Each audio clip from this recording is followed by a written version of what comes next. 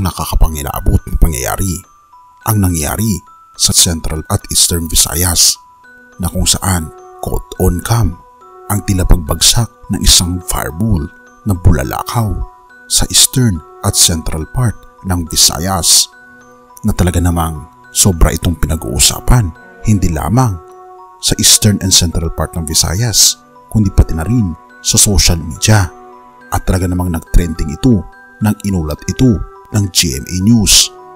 Isa na nga ba ito sa mga palatandaan ano nga ba ang nasusulat ng Biblia patungkol sa bagay na ito? Atin itong pag-usapan mga kaibigan. Kaya nga pala mga kaibigan, kung nais nyo mag-donate sa ating channel ay hinihikayat kita na sumali sa ating membership club na kung saan mabe-benefit ka sa mga private chats, badges, gayon din makakatanggap ka ng ating free ebook na Steps to Christ. Ito ang isa sa mga pinakasikat na anti-stress na libro sa buong mundo ngayon. Salamat kaibigan sa inyong pagsuporta sa pag-join sa ating membership. At balik tayo sa ating topiko. Bago natin pag-usapan ang pagbagsak ng bulalakaw sa Central at Eastern part ng Visayas dito sa ating bansa, ay ating munang titignan ang nangyari na caught on cam din ang pagbagsak ng bulalakaw sa Erzurum, Turkey. Makikita kung paano nagliwanag ang buong kalangitan sa Turkey nang dumaan ang isang bulalakaw. Habang sa dashcam na ito, makikita natin habang nagmamaneho ang isang netizen ay narecord sa Gumuşşehir, Turkey ang sobrang pagliwanag ng kalangitan na naging kulay berde pa ang kalangitan nang dumaan ang bulalakaw.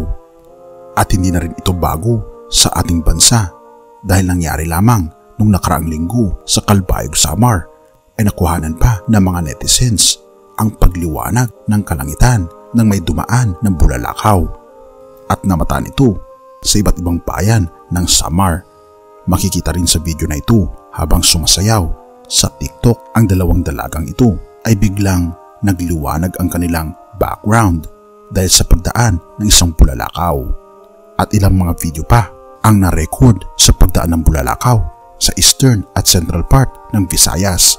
Ito ay na-explain ni Kuya Kim na kung saan tinatawag itong meteorite sa English na ito ay isang matigas na piraso ng kalat mula sa isang bagay tulad ng isang comet o asteroid o meteoroid na nagmumula sa kalawakan at nananatiling buhay habang dumadaan ito sa atmosphere upang makarating sa ibabaw ng isang planeta o buwan.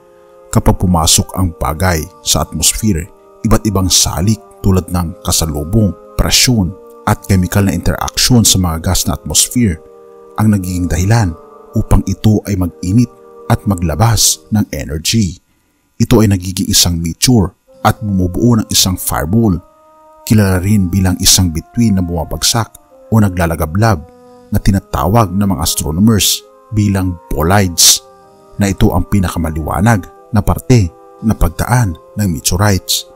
Para sa mga astronomers, ang isang bolide ay isang meteorite na sapat na malaki upang makagawa ng isang crater. At ito nga mga kaibigan ang scientific explanation nito.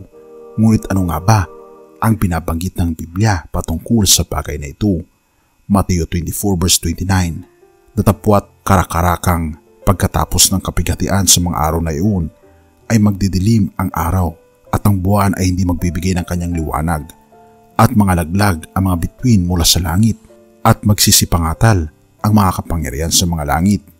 Oo mga kaibigan, binabanggit sa banal na kasulatan na ito ay humahambing sa paghulog ng mga bituin na kung ating mapapansin mga kaibigan, ang mga bulalakaw na tila madalas nang nakikita sa ating kalawakan ay isa sa mga sinyalis na malapit na ang pagdating ng ating Panginoong Diyos. Kaya naman tayo ay maghanda sa mga mas malala na mga pangyayari sa hinaharap na hindi lamang bulalakaw ang mahuhulog kundi malalaking mga bagay ang mga hindi inaasahan ng mga tao na mangyayari sa ating mundo na hindi nasakop sa astronomiya o anumang scientific na eksplanasyon, kundi ito ay sinyalis na malapit nang dumating ang ating Panginoong Diyos. Purihin ang ating Panginoong Diyos at salamat kaibigan sa iyong panonood. Tayo'y manalangin. Ama naming banal, makapangyarihan naming Diyos, kami po'y lubos na nagpapasalamat sa inyo dahil sa mga sinyalis na aming nakikita at napapaalalahanan po kami na ito na ang panahon na kami, Panginoon, ay manumbalik sa inyo. Tulungan kami, Panginoon, na lalong mas ma-inlove sa inyo at magkaroon ng mas malalim na relasyon sa inyo at gabayan ang bawat isa sa amin sa pagkakataong ito.